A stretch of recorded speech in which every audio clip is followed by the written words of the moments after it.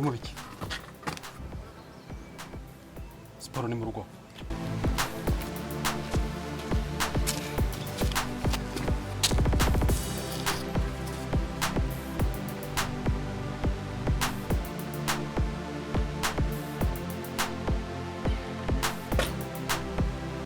Nuva mutwanye muri bazima.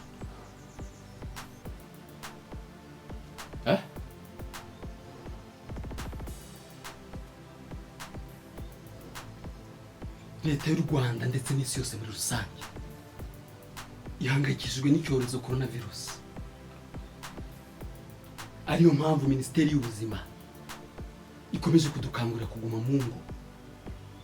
Ukeneye gukora siporo akora siporo mu rugo. None mwebwe murasuka uko mwiboneye ngo mwajye muri siporo. Sinshaka kongera kumva cyangwa kubona umuntu wasohotse gukorera siporo hanze cyane kujya muri zindi ngendo zifite gahunda.